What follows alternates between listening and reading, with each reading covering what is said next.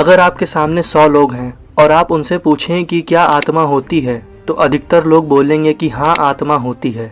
पर अगर आप उनसे पूछें कि आत्मा क्या है, तो शायद ही कोई उसका जवाब सही से दे पाए, क्योंकि आत्मा के विषय को वैदिक ज्ञान, वेदों, उपनिषदों आदि ग्रंथों के गहन अध्ययन करने पर भी समझना थोड़ा मुश्किल है। फिर भी मैं इस वीडियो में आत्मा के अस्तित्व, उसका निवास, आकार, इतिहास और उसका क्या कार्य है आदि को समझाने की कोशिश करूंगा, इसलिए वीडियो को पूरा जरूर देखिएगा।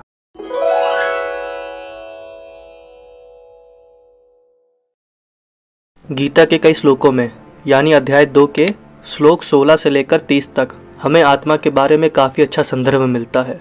और आत्मा के विषय को समझने के लिए हमें शरीर और आत्मा के मध्य के अंतर को समझना होगा, और इस अंतर को हमें असत और सत 2 शब्दों से समझाया गया है। यहाँ पर गीता में असत को भौतिक शरीर बताया गया है जो परिवर्तनशील होता है, और सत शब्द का प्रयोग आत्मा के लिए किया गया है जो अपरिवर्तित है।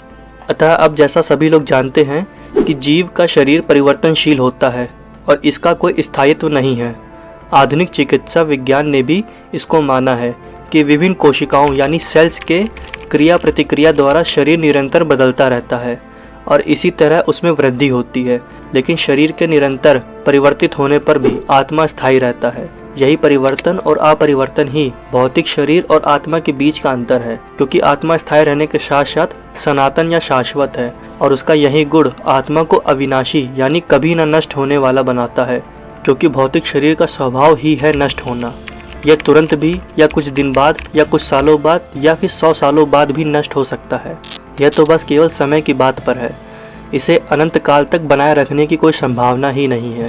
लेकिन इसके बदले आत्मा इतना सूक्ष्म है कि उसे कोई देख ही नहीं सकता, तो नष्ट करना तो दूर की बात। और यही आत्मा के सूक्ष्म आकार को समझाने के लिए हमें श्वेताश्वर उपनिषद में यह श्लोक देखने को मिलता है, जिसमें बाल के उदाहरण से हमें बताया गया है कि अगर बाल के अगले भाग को 100 टुकड़े में बांटा जाए और फिर प्रत्येक टुकड़े को 100 टुकड़ों में और कर दिया जाए, तो प्रत्येक प्राप्त हुआ टुकड़ा आत्मा का परिमाप होगा, और यही आत्मा के परमाणुओं के अनंत कण हैं। इसी तरह आत्मा के प्रत्येक कण भौतिक परमाणुओं से भी छोटे हैं, और यह ऐसे ही असंख्य कण हैं, और इसी छोटे कण को आत्म स्फुलिंग कहते हैं, जो भौतिक शरीर का मूल आधार है।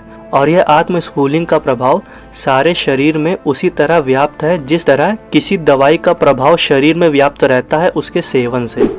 और शरीर में आत्मा की यह धारा या पावर सारे शरीर में चेतना के रूप में अनुभव की जाती है, और यही आत्मा के अस्तित्व का प्रमाण है। आगे अब जैसे सामान्य से सामान्य व्यक्ति भी समझ सकता है कि यह भौतिक शरीर चेतना रहित होने पर मर जाता है, और शरीर की इस चेतना को किसी भी भौतिक उपचार द्वारा वापस नहीं लाया जा सकता, क्योंकि यह चेतना शरीर के संयोग से नहीं बल्कि आत्मा के सूक्ष्म आकार के कारण है। आगे मुंडक उपनिषद में भी सूक्ष्म आत्मा की और अधिक विवेचना हुई है, जिसमें हमें यह श्लोक देखने को मिलता है, जिसमें बताया गया है आत्मा आकार में अणु के बराबर है, जिसे केवल पूर्ण बुद्धि द्वारा ही जाना जा सकता है। और यह अणु आत्मा 5 प्रकार के प्राणों में तैर रहा है, जिसमें प्राण, अपान, व्यान, समान तथा उदान आता है। और इसी श्लोक से हमें आत्मा के निवास का भी पता चलता है, क्योंकि यहाँ पे साफ साफ बताया गया है कि यह हृदय के भीतर में स्थित है और देहधारी जीव के पूरे शरीर में अपने प्रभाव का विस्तार करता है। मतलब आत्मा व्यक्ति के दिल में स्थित रहता है, जो पूरे शरीर में अपने प्रभाव का विस्तार करता है। और जब आत्मा को 5 प्रकार के प्राणों के कल्मश से शुद्ध कर लिया जाता है, तो इसका आध्यात्मिक प्रभाव प्रकट होता है। आगे अणु आत्मा का प्रभाव पूरे शरीर में व्याप्त हो सकता है।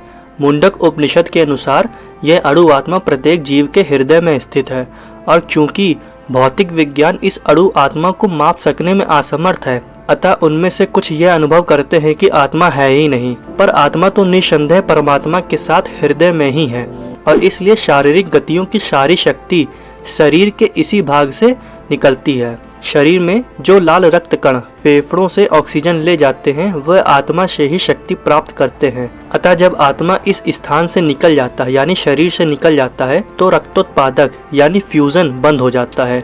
औषधि विज्ञान लाल रक्त कणों की महत्ता को तो समझता है, लेकिन वह यह निश्चित नहीं कर पाता कि शक्ति का यह स्रोत केवल आत्मा ही है। फिर भी जो भी हो, औषधि विज्ञान कम से कम यह स्वीकार तो करता है कि शरीर की सारी शक्ति का उद्गम स्थल हृदय यानी दिल ही है। अब हमने आत्मा के अस्तित्व, उसका आकार और उसके निवास के बारे में जान लिया है कि आत्मा के अस्तित्व को शरीर की चेतना के द्वारा ही अनुभव किया जा सकता है और इसका आकार इतना सूक्ष्म है कि यह भौतिक परमाणुओं से भी छोटा है, जिसे कोई भी देख नहीं सकता, और इसका निवास जीव के हृदय यानी दिल में होता है। अब आगे हम इसके इतिहास और इसके कार्य के बारे में जानने की कोशिश करते हैं। इतिहास की बात करें तो मैं बता दूं कि आत्मा का कोई भी इतिहास नहीं है। किसी भी धर्म ग्रंथ में इसके इतिहास का वर्णन हमें कहीं भी देखने को नहीं मिलता और इसका उदाहरण हमें गीता के इस श्लोक से मिलता है, जो कि इस प्रकार है। न जायते म्रियते व कदाचिन नायम भूत्वा भाविता वा न भूया अजो नित्या शाश्वतो अव्यम पुराणो न हन्यते हन्यमाने शरीरे। अब इसी श्लोक के हिंदी अनुवाद में साफ साफ बताया गया है कि आत्मा के लिए किसी भी काल में ना तो जन्म है ना मृत्यु। वह ना तो कभी जन्मा है, ना जन्म लेता है और ना जन्म लेगा। वह बस अजन्मा, नित्य, शाश्वत और पुरातन है एवं शरीर के मारे जाने पर वह मारा नहीं जाता। अब जैसा कि सभी जानते हैं कि जिस भी वस्तु या पदार्थ का जन्म होता है केवल उसी का इतिहास होता है, और इस श्लोक के माध्यम से हमें पता ही है कि केवल शरीर जन्म लेता है, आत्मा नहीं।